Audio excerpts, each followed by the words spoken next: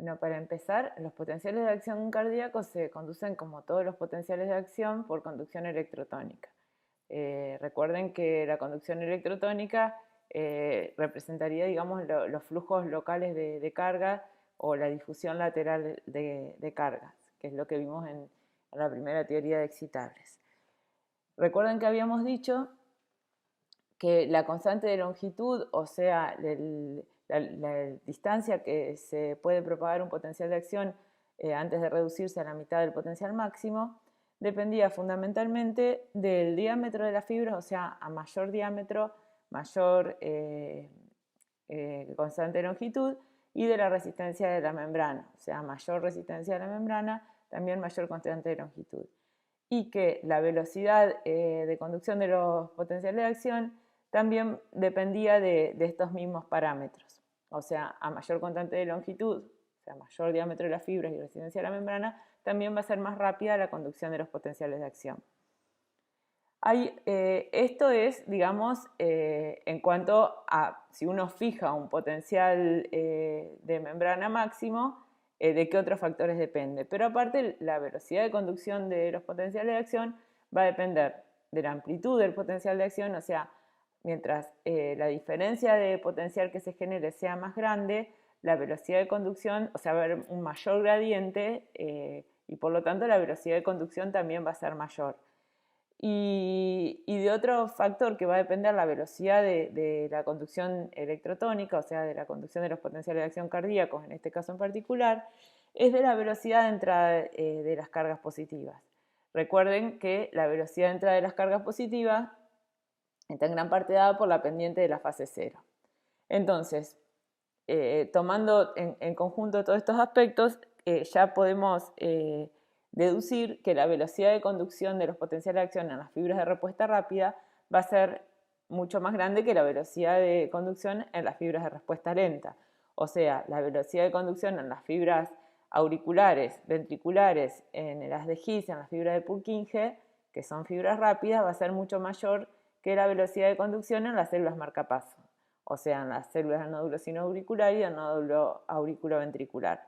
¿Y eso por qué? Bueno, porque por un lado tienen una pendiente mucho mayor de fase cero, o sea, la velocidad de entrada de cargas es más rápida, por lo tanto van a poder difundir antes lateralmente las cargas, y por otro lado, porque la amplitud del potencial de acción, fíjense que va de menos 90 aproximadamente a más 20, es mucho mayor, o sea, eso serían 110, que la amplitud de los potenciales de acción en las fibras de respuesta lenta.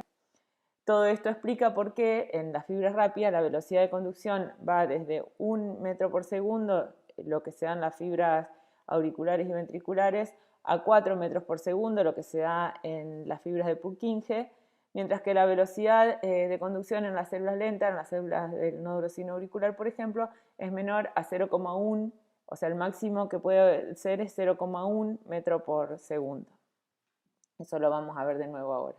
Entonces, recordamos que los potenciales de acción se generan, o sea, el marcapasos natural del corazón son las células del nódulo sinoauricular, y desde ahí se van a conducir hacia el aurícula izquierda y hacia el resto de la aurícula derecha a través de las fibras auriculares. Hay una especial de fibras de conducción que es más rápido, digamos, que conduce hacia las fibras, que conduce hacia la aurícula derecha también. Como dije, recuerden que las fibras auriculares son fibras de respuesta rápida, por lo tanto la conducción es rápida, es de aproximadamente, como dije antes, 1 metro por segundo. Eso va a hacer que aproximadamente a los 70, va a depender del lugar a donde se llegue, después lo vamos a ver, pero a los 60-70 milisegundos de que se generó el potencial de acción, ya va a haber zonas de las aurículas que van a haber recibido ese potencial de acción y van a poder comenzar a contraerse. Para pasar desde las aurículas hacia los ventrículos, en un corazón normal, la única vía de paso son las células del nódulo auriculoventricular, que como dijimos son fibras de conducción lenta.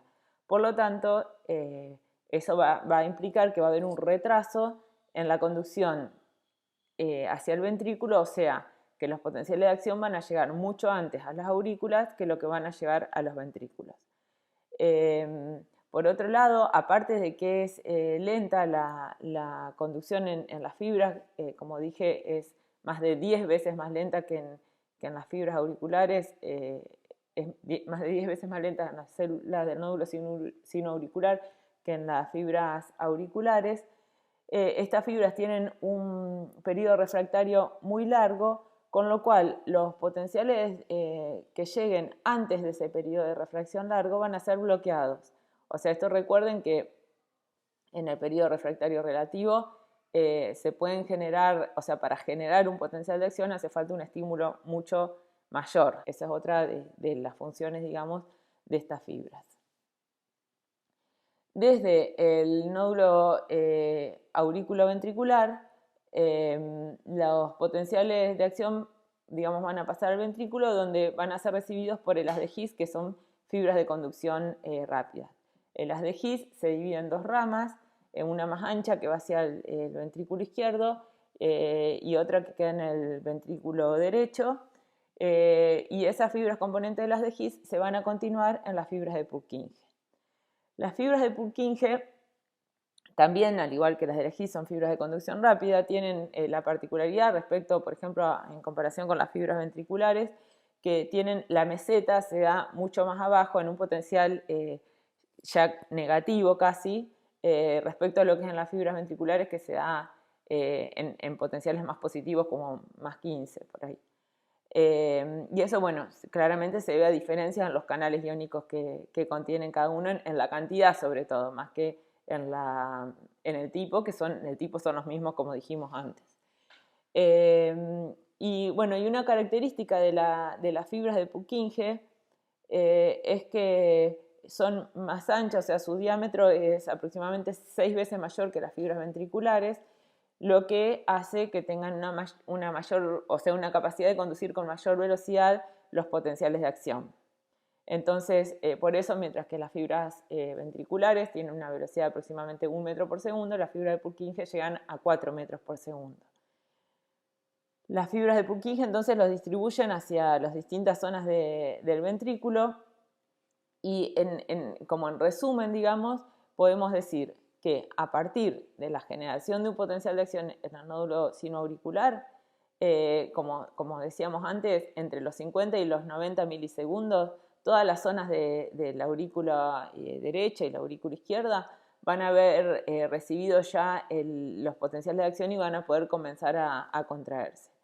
El retraso, como mencionamos antes, en el nódulo sinoauricular, miren, acá les ponen velocidades de conducción de hasta 0,05, yo les dije que puede ser de hasta 0,1, un poquito mayor, eso va a depender, bueno, de cada nódulo en particular y de las condiciones, o sea, por ejemplo, el tono simpático o el tono parasimpático, porque recuerden que regulan la frecuencia, también la capacidad de generar potenciales de acción al regular, por ejemplo, la apertura de los canales que median las corrientes Fanny o al hiperpolarizar a las células, como es el caso del parasimpático, que hiperpolariza a las células del nódulo sinoauricular por apertura de canales de potasio.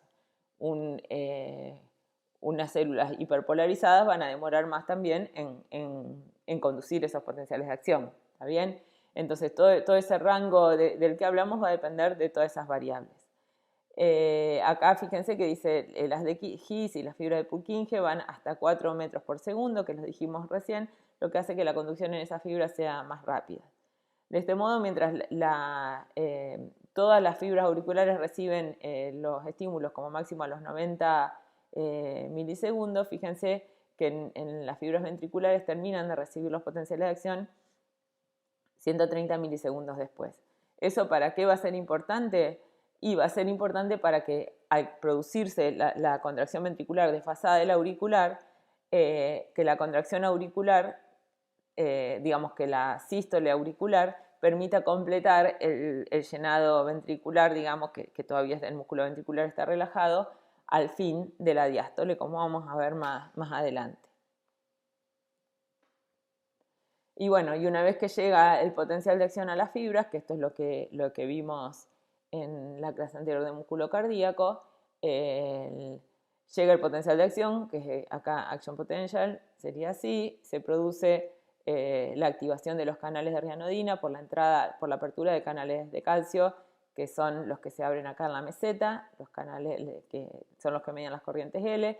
El calcio, como habíamos dicho antes, que entra a través de estos canales, activa los canales de rianodina y se produce la liberación de calcio desde el retículo sarcoplasmático hacia el citoplasma, que va a ser el que va a activar, digamos, los ciclos de los puentes cruzados al unirse a la troponina C y permitir el desplazamiento de la tropomiosina, que estaba en condiciones de reposo, tapando los sitios de interacción entre actina y miosina. Ahí un breve repaso de lo que vimos en la clase anterior.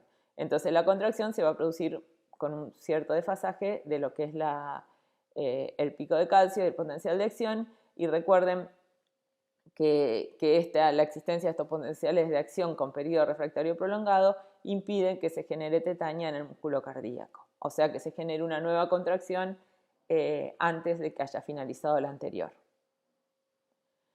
Bueno, ahora vamos a hablar como más, ya fuimos mencionando las distintas etapas del ciclo cardíaco, ahora lo vamos a mencionar en una forma más integrada. Entonces, hay dos gráficos que podemos usar para digamos, entender qué pasa con los distintos parámetros que condicionan el ciclo cardíaco durante la progresión del mismo. Uno es este gráfico, que es el de presión versus tiempo, o sea, cómo va variando la presión. Esta que está acá es la presión en rojo, es la presión de las fibras ventriculares, la que está en verde es la presión en la aorta, y la que está en magenta es la presión en la aurícula. En este caso es la presión auricular izquierda y este sería la presión ventricular izquierda y esta sería la presión aórtica. O sea, cuestiones similares ocurren para el ventrículo derecho, pero vamos a focalizarnos en el izquierdo, en este caso. Otra forma de graficar el ciclo cardíaco es con las curvas presión versus volumen, o sea, fíjense, en el eje Y está la presión en el ventrículo izquierdo y en el eje X volumen ventricular izquierdo. Entonces ahora vamos a analizar las distintas fases del ciclo cardíaco en simultáneo con estos dos gráficos. Para poner un punto de inicio del ciclo cardíaco vamos a empezar en el punto C, que sería, fíjense acá y acá, que es donde comienza la sístole. Y la sístole, cuando comienza la sístole ventricular, que es cuando empieza a contraerse en las fibras ventriculares, coincide con el cierre de la válvula mitral. ¿Por qué? Porque la contracción del músculo papilar induce el cierre de la válvula mitral, que es la válvula que conecta, en este caso, la aurícula izquierda con el ventrículo izquierdo. Lo mismo ocurre para la válvula tricúspide, que es la que conecta la aurícula derecha con el ventrículo derecho. Entonces en el punto C se produce el cierre de la válvula mitral, como indica acá, y se empieza a producir un aumento empinado de la presión en el ventrículo. Fíjense, acá está simbolizada acá y acá está simbolizada acá. Fíjense, en un corto periodo de tiempo se produce un aumento importante en la presión ventricular porque las fibras empiezan a contraerse, las fibras ventriculares. Lo que podemos ver acá, que no se ve acá, es que ese aumento de la presión ventricular ocurre a un volumen constante. O sea, es una contracción isovolumétrica. ¿Y por qué ocurre eso? Bueno, porque está cerrada la válvula aórtica, ¿está bien? Entonces, las fibras se contraen, pero la longitud total de las fibras no disminuye. Y esta contracción isovolumétrica, ¿hasta cuándo va a durar? Hasta que la presión ventricular supere a la presión en la aorta, entonces se produzca la apertura de la válvula aórtica y la liberación, digamos, la eyección de la sangre desde el ventrículo hacia la aorta, hablando siempre del izquierdo, ¿no es cierto?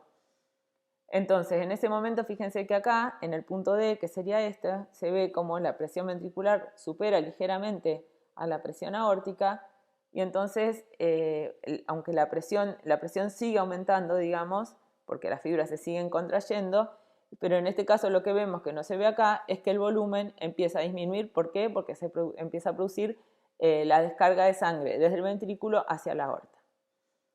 Dentro de esta fase, que es la fase de eyección, desde D hasta F, que sería desde D hasta F, hasta acá, hay una primera fase rápida que, como ven acá, donde la presión ventricular sigue aumentando, que es de D a E, desde D a E, y supera de hecho la presión en la aorta, y una segunda fase de eyección que es más lenta y donde la presión ventricular ya empieza a disminuir.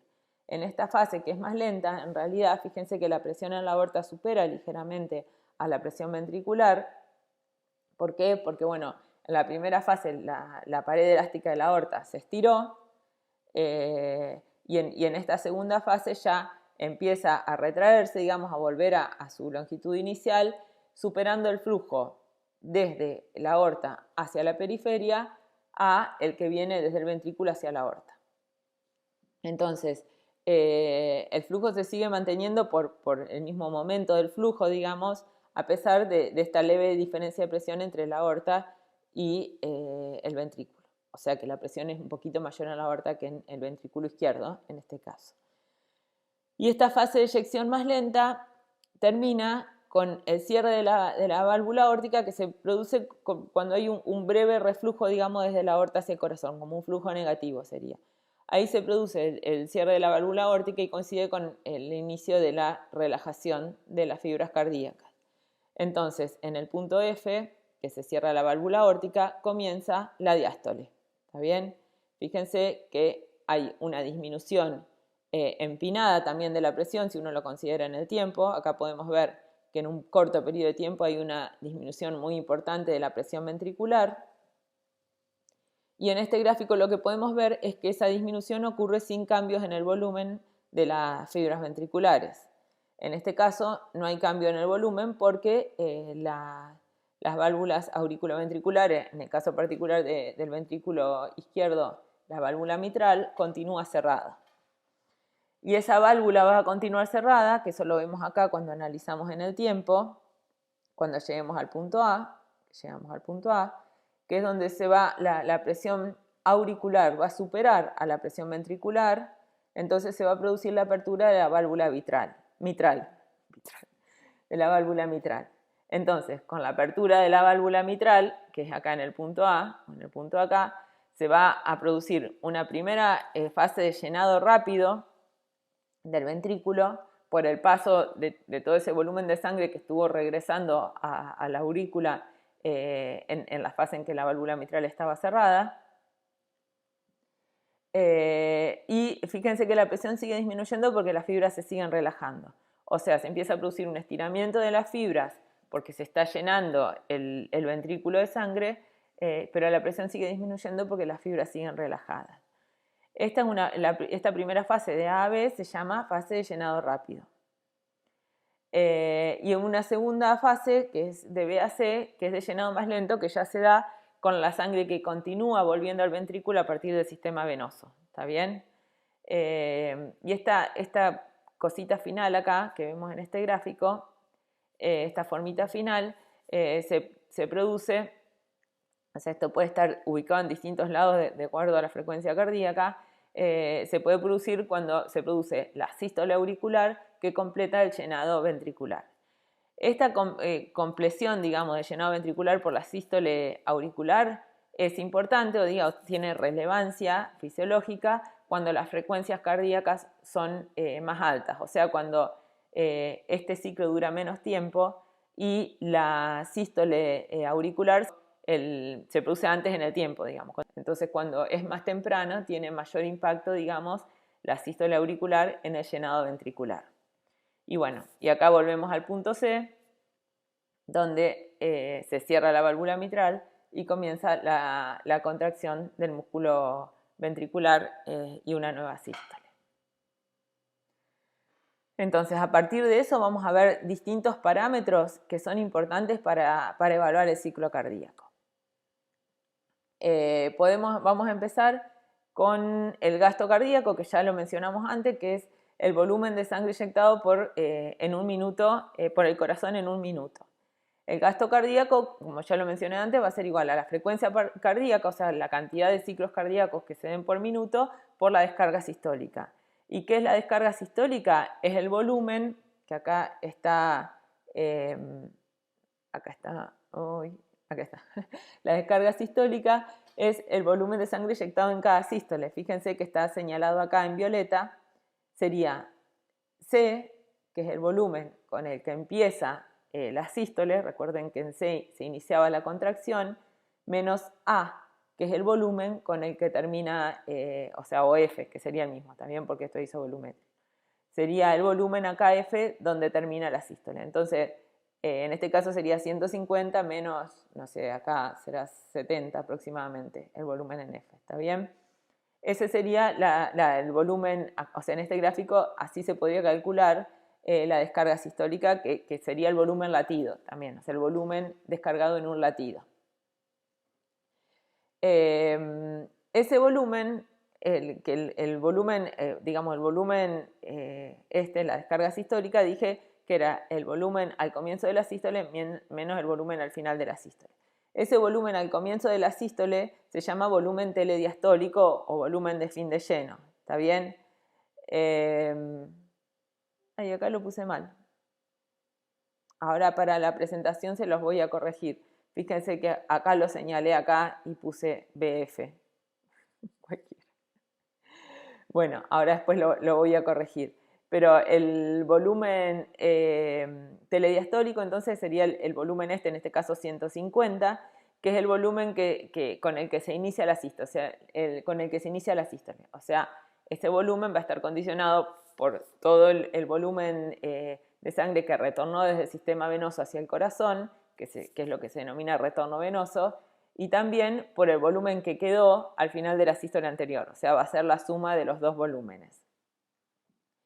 Bien, y el volumen que mencioné antes, que es el que queda al final de la sístole, se denomina volumen residual, ¿está bien? Que sería, este sí sería el volumen F. Entonces, como dijimos antes, el volumen, la descarga sistólica sería igual a BC menos BF, ¿está bien? Y hay otro parámetro que se calcula a partir de estos parámetros para valorar, digamos, la eficiencia del corazón como bomba, digamos, que se denomina fracción de eyección, que es igual a la descarga sistólica sobre el volumen telediastólico o volumen de fin de lleno, o volumen de fin de diástole, cualquiera de esas formas se puede decir. O sea, sería BC menos BF, que es la descarga sistólica, sobre BC, ¿está bien? O sea, si esto fuera 1, querría decir que todo el volumen que se acumuló en el corazón se descargó, pero eso no ocurre porque normalmente el volumen residual es aproximadamente equivalente a la descarga sistólica. O sea, como que queda en el corazón un volumen comparable con el que se descargó. Por eso la fracción de eyección va a ser siempre menor que 1, pero va a ser mayor a medida que la capacidad del corazón como bomba sea mayor. Y acá voy a hacer unas consideraciones mecánicas para que entiendan otros parámetros que se denominan precarga y poscarga, que se asocian con las propiedades mecánicas, digamos, del músculo cardíaco. Si nosotros, o sea, considerando acá, fíjense, este es un músculo que está relajado, este es el músculo cardíaco relajado, lo podríamos considerar que este es el músculo relajado en el momento que se abre la válvula mitral, ¿está bien? O sea, cuando se completa la relajación isovolumétrica. En el momento que se abre la válvula mitral, el llenado ventricular produce un aumento de la longitud de las fibras, que acá se puede simbolizar así. Esto se denomina precarga, ¿está bien? Es como que hay un peso que se le agrega a la fibra, que está dado por el llenado ventricular, que produce el estiramiento de la fibra. Entonces, la precarga, o este sería preload, está dado por el volumen telediastólico, ¿está bien? Por el volumen de fin de lleno. En este sistema, si nosotros agregamos otro peso a esta fibra, pero hay un tope, de modo que por más que agreguemos un peso, la fibra no se puede seguir estirando, este peso se llama afterload o postcarga, y en el caso del músculo cardíaco estaría dado por la presión en la aorta. ¿Por qué? Ahora les explico por qué. O sea, esta poscarga, mientras haya un tope, no va a afectar al músculo que está relajado. O sea, mientras haya un tope y este músculo no se contraiga, esta poscarga no va a tener ningún efecto sobre el músculo. Ahora, cuando la fibra empieza a contraerse, que sería cuando se inicia la sístole, recién va a poder producirse el acortamiento cuando se supere el peso de la poscarga, ¿está bien? Que es la que se agregó una vez que estaba definido la longitud inicial de la fibra. Esto sería, digamos, el correlato, digamos, mecánico de lo que ocurre fisiológicamente, que es que recién se produce el acortamiento de la fibra cuando la presión, digamos, ventricular supera a la presión en la aorta, ¿está bien? Entonces, recién va a empezar a producirse el acortamiento cuando la presión ventricular supere a la presión en la aorta, o sea que supere la poscarga, y esto va a ocurrir, digamos, en el tiempo dependiendo de cuál sea la poscarga. A mayor poscarga va a tener que contraerse la fibra durante más tiempo en forma isométrica para poder llegar a superar esa poscarga, digamos. Y por lo tanto el acortamiento va a ser menor, ¿está bien? Porque va a llevar más tiempo contrayéndose isométricamente y por lo tanto el acortamiento después va a ser menor. Bueno, esperen, eso va a repercutir, ahora después lo mencionamos. Entonces, acá en este gráfico la poscarga estaría dada por la presión aórtica y acá volvemos a recordar que fíjense que recuerden que acá se iniciaba la fase de eyección en este punto que era, o sea, se inicia el acortamiento de las fibras y la eyección de la sangre desde el ventrículo a la aorta cuando la presión ventricular supera a la presión en la aorta. Otros parámetros cardíacos que son importantes de entender, aparte de todo esto que le di, otro parámetro cardíaco es la contractilidad. La contractilidad es la capacidad del músculo de generar fuerza para una precarga y una poscarga definida. Porque, o sea, esto estaría relacionado con las propiedades intrínsecas del músculo cardíaco, ¿está bien? Porque dijimos que la descarga sistólica va a depender del volumen telediastólico, o sea, de la precarga, de la poscarga, o sea, la presión en la aorta que se va a oponer, digamos, a que se empiecen a cortar las fibras y de las propiedades intrínsecas del corazón, ¿está bien? De la capacidad de contraerse que va a depender, por ejemplo, del tono simpático, ¿está bien? Que era lo que habíamos hablado antes. Entonces, si nosotros queremos conocer cuáles son esas propiedades intrínsecas del corazón, tenemos que fijar la precarga, o sea, el volumen telediastólico, y la poscarga, o sea, la presión en la aorta. También por eso se define contractilidad como la capacidad del músculo de generar fuerza para una precarga y una poscarga definida. Acá vemos en este gráfico, si nosotros tomamos el gráfico de presión versus tiempo, si este es un músculo cardíaco, digamos, control, el que está en azul, un músculo con contractilidad más baja, fíjense que va a llegar a desarrollar una presión menor, ¿está bien? Una presión máxima menor porque tiene menor capacidad de contraerse. Y fíjense que el músculo con contractilidad alta va a llegar a desarrollar una presión mayor. Aparte de esto, fíjense que la pendiente, que sería lo que se relaciona más con la contractilidad, la pendiente de presión versus tiempo va a ser mucho mayor cuando la contractilidad del corazón sea mayor y va a ser mucho menor cuando la contractilidad sea menor. ¿Y esto por qué? Porque mientras más contráctil sea el corazón, va a tener capacidad de desarrollar fuerza con mayor velocidad, digamos, y por eso esta pendiente va a ser mayor. Al desarrollar más fuerza, va a poder desarrollar más presión, ¿está bien? Y viceversa. Un ejemplo de contractilidad, como les dije recién, es cuando se activa el sistema nervioso simpático, que como habíamos dicho ya en la clase de músculo cardíaco, aumenta la contractilidad del músculo cardíaco por aumento de la entrada de calcio. Eso después, si quieren, lo pueden repasar, por aumento de la entrada de calcio en la meseta y, bueno, y los otros efectos que produce el sistema nervioso simpático. Y la contractilidad baja puede darse, por ejemplo, en un corazón con insuficiencia, ¿está bien? Bien. Ahora vamos a ver, como para hacer un ejercicio de razonamiento que los invito a que los hagan ustedes y vean para ver si entendieron estos gráficos, cómo se modificarían estos gráficos de presión versus volumen en distintas situaciones. Esto está sacado de Linda Constanzo, que si quieren pueden fijarse ahí. Yo en general no uso de base este libro, sino el Verne Levy, como habrán visto, pero esto me pareció que estaba bueno para que ustedes ejerciten a ver si entendieron estos gráficos. Fíjense, ¿qué pasa si aumenta la precarga con este gráfico? En violeta está el gráfico normal, digamos. Si aumenta la precarga, ¿qué va a aumentar? El volumen acá. Se recuerden que el volumen antes de que se inicie la sístole o al momento de iniciarse la sístole es el volumen telediastólico o la precarga. Entonces la sístole se va a iniciar con un volumen mayor, ¿está bien?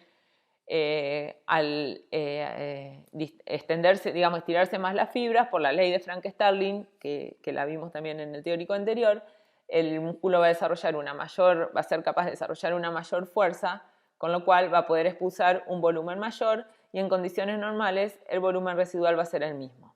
¿Está bien? Ahora, ¿qué pasa con un aumento en la poscarga? El anterior era como muy fácil de entender, este es un poquito más difícil. O sea, si recuerdan el grafiquito que vimos de mecánica muscular, si para un volumen telediastólico, en este caso igual, o sea, la precarga no se modifica, hasta poder llegar, si aumentó la poscarga, hasta poder llegar a superar la presión en la aorta, el corazón, el músculo cardíaco va a tener que contraerse en forma isométrica durante más tiempo. O sea que la tensión desarrollada en forma isométrica va a ser mayor y la fase de eyección va a comenzar a una presión mayor, ¿está bien?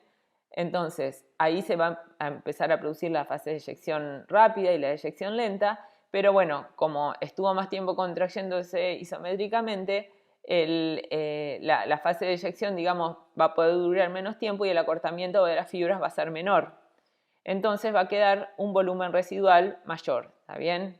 Y el volumen, la descarga sistólica va a ser menor. Recuerden que el volumen residual era este volumen acá, al fin de la sístole, que sería un puntito acá, y la descarga sistólica era el volumen telediastólico menos el volumen residual. Y por último, ¿qué pasa si aumenta la contractilidad? O sea, para una misma precarga y una poscarga, tenemos un corazón que puede desarrollar mayor fuerza de contracción.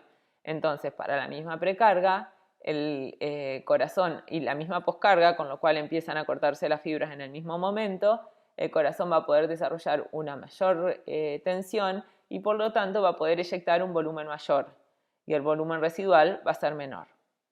Bueno, los invito a que ejerciten esto por su cuenta, a ver si comprendieron estos gráficos. El próximo video va a ser de regulación de la presión arterial.